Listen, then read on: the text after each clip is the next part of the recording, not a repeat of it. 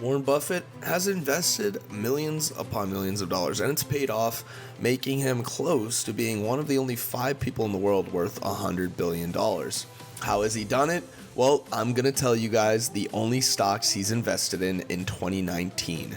Welcome back to the video, guys. Make sure before the video loads up to leave a like, subscribe, and comment.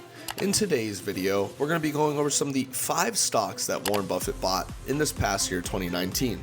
Since we are coming to a close, I figured I'd wrap it up with giving you guys the only stocks he's really invested in and why. Let's get to it. Well, first off, we have Occidental Petroleum. He acquired a new position in it, and he holds around 7.5 million shares. The values of the stake is $33 billion. Yes, $33 billion. Close to $300 billion, in fact.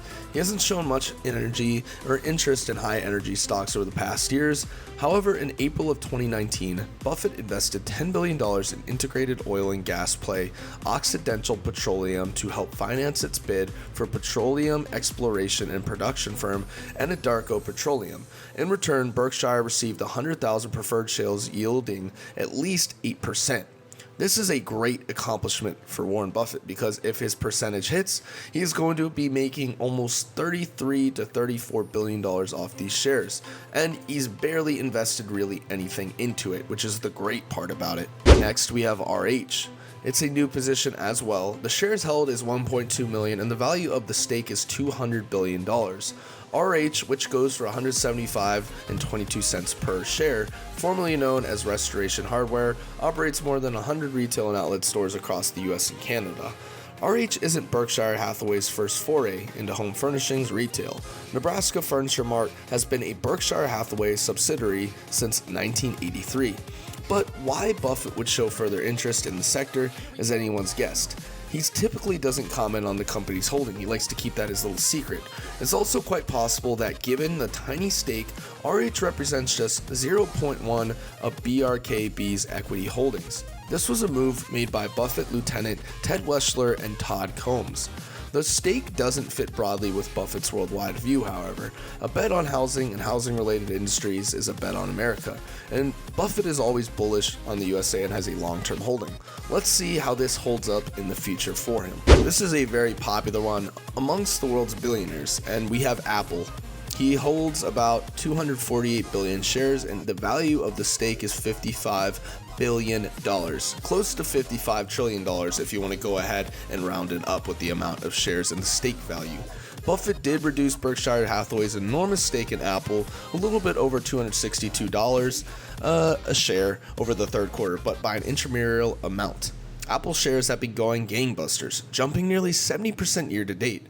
That includes a 14% performance in quarter 3, which is why even though Berkshire shed more than 750,000 shares, AAPL grew to account for 25.9% of the total of Berkshire Hathaway's holdings from 23.73 months ago. Apple remains Berkshire's single largest equity position by far. And with the 248 billion shares, or 5.6% of the stock outstanding, Berkshire Hathaway remains the iPhone maker's 3rd largest shareholder after Vanguard and BlackRock. Warren Buffett has never loved technology stocks too much, but he can't get enough of Apple, saying that it literally makes money every second he is living and breathing on this earth. Next, we have SiriusXM. The amount of shares he holds is 136 billion, and the value of the stake is $852 billion. Berkshire Hathaway reduced its stake in SiriusXM, the radio podcast, from $6.98 over the past 3 months. That's $6.98. However, the satellite radio company, which reaches more than 100 million listeners via its core satellite radio business with Pandora, which it acquired in 2018, has never really been particularly an important position in the company holding. Berkshire sold the 1.64 million shares during the third quarter and grew from a 12% run-up stake over the price. It's a very risky investment, he claims, but as long as these podcast shows are going to keep on going on the air and racking in billions and billions of dollars worldwide, he is fine with investing his money into it. This is kind of a lost one, but lastly we have Phillips 66, a gas station and petroleum market ship. Once upon a time, Warren Buffett was strongly bullish on Phillips 66, about $118.54 per share. He He first bought shares in 2012, making it the oil and gas company a rare Berkshire bet on the energy sector. Its value of each stake is also at around $530 billion.